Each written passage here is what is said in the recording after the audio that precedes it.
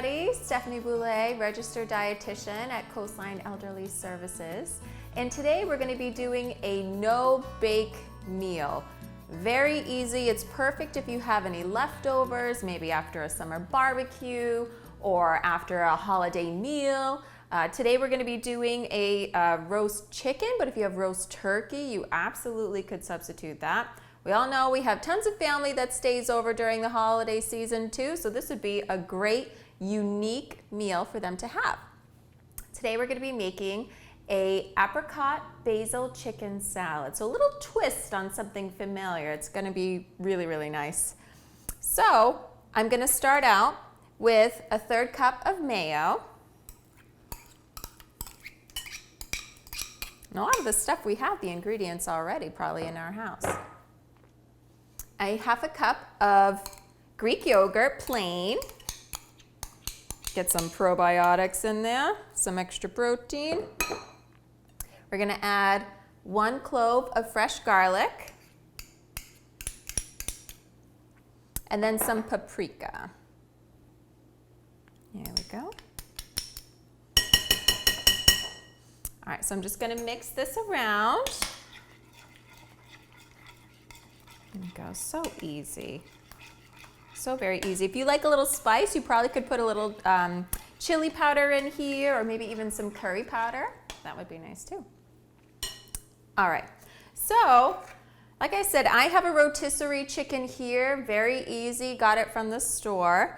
And this recipe calls for about 3 cups of chicken. So I'm just gonna cut my little chicken friend here. I love having rotisserie chickens in the house. So easy.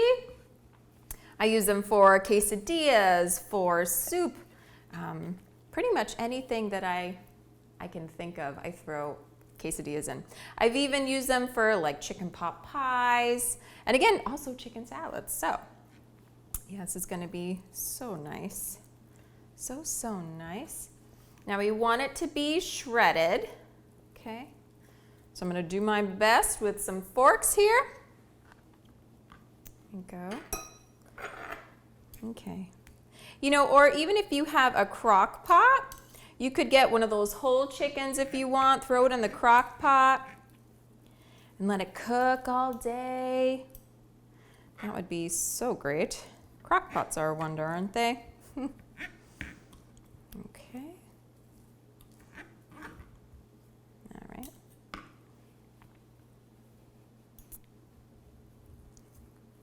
And chicken is one of those lean proteins. So we want to make sure that we're not eating a lot of the other kinds of meat that has a lot of saturated fat in it. So things like, you know, like our ground beef, those kinds of things. We want to try to limit that to about once a week because it is pretty heavy in saturated fat. Okay. All right, and I'm just going to pull apart this last little bit here with my hands. Nothing wrong with getting your hands dirty. This is also a nice little thing that you can have the little ones come and help you with, get their hands all nice and dirty. Nothing wrong with that. Okay. Here we go. Just about done. And I love how rotisserie chickens are so nice and tender. So nice and tender, already cooked. Okay. Alrighty. Now I'm going to add this to our mixture over here. Okay. Come on in here. Go.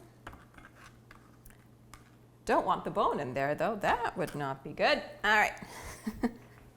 Okay. All right, so next I'm just going to chop up some celery. Here we go. And if you don't like celery, you don't have to add this to your dish. But it always adds that little nice crunch. You know, whenever you're making any kind of dish, you don't want it to be all one consistency. You want it to be, you know, crunchy, smooth, creamy, but a crunch is always very, very important. Okay. I'm just going to set that aside for now. Oh, actually, no, I'll cut it up a little bit. All right. Okay. There we go. We're just gonna throw that on in here. All right, and next, I'm gonna chop up my onion. So here's a little trick for people who want to know how the best way to cut an onion. So I already started here, so you just take your knife and you start slicing like this all the way through. There we go. This makes it so much easier, and everything is even. And then, hold on, just about done. Then you cut it in half this way.